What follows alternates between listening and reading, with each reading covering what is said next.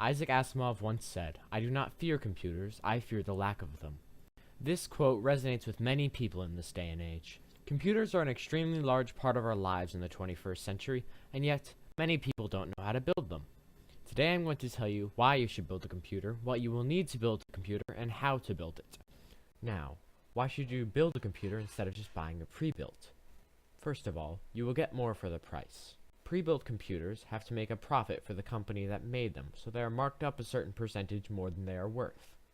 Individual computer parts are marked up as well, but to a lesser extent. Secondly, you can tailor it to fit your needs. Do you like to edit photos? A large amount of RAM and a good processor would help you.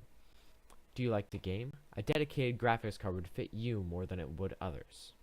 Thirdly, it is a good learning experience. If your computer ever breaks, you will be knowledgeable on the subject and will likely know how to fix it. Now, what do you need to build the computer? You will first need a motherboard. A motherboard is what everything in the computer connects to. You will also need a CPU, or central processing unit. This handles all the processes in the computer, as the name implies. You will also need a hard drive. This will contain everything that is stored on your computer. Also, you will need RAM, or random access memory, which is an extremely fast type of storage that stores things that are not necessarily permanent, such as edits to an image or documents while you are still creating them. Finally, you will need a power supply. As the name implies, it supplies power to all the components in your computer. Optionally, you can get a disk drive or video card. The disk drive is optional because there are other ways of installing an operating system than through a disk. The graphics card is optional as well because most modern processors have a less powerful integrated graphics card inside of them. A graphics card handles anything related to video or images on your computer. Without it, your computer would work, but it wouldn't display anything on the screen. Now, finally, how do you build the computer? Install the CPU and CPU fan.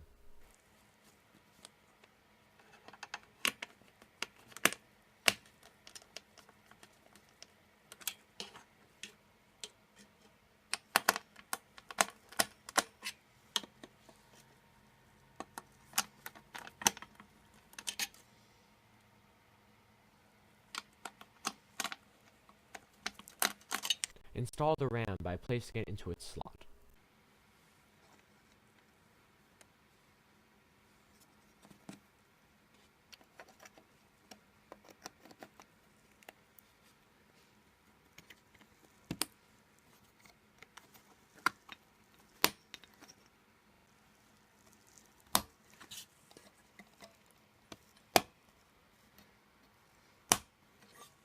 Now take off both side panels and place the motherboard in the case.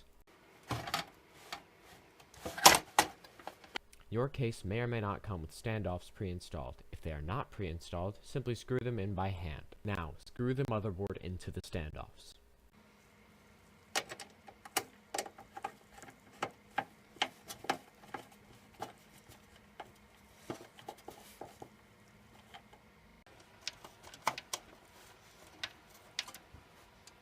Now, we will install the hard drive. Simply insert the hard drive into its cage and then screw it in.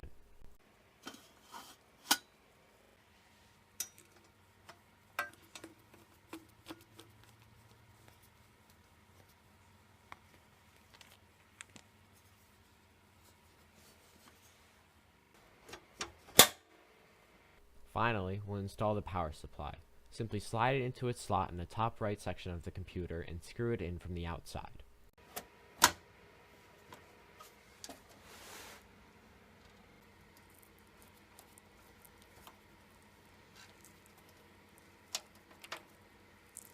Now that we have installed all of the components, we need to connect them together. First, install a large rectangular cable into the motherboard.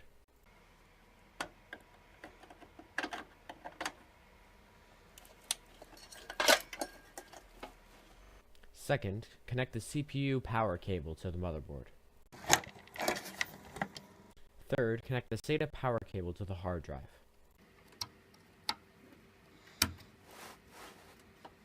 Fourth, connect the SATA data cable from the hard drive to the motherboard. Finally, install any cables that came with the case, such as fans or USB ports.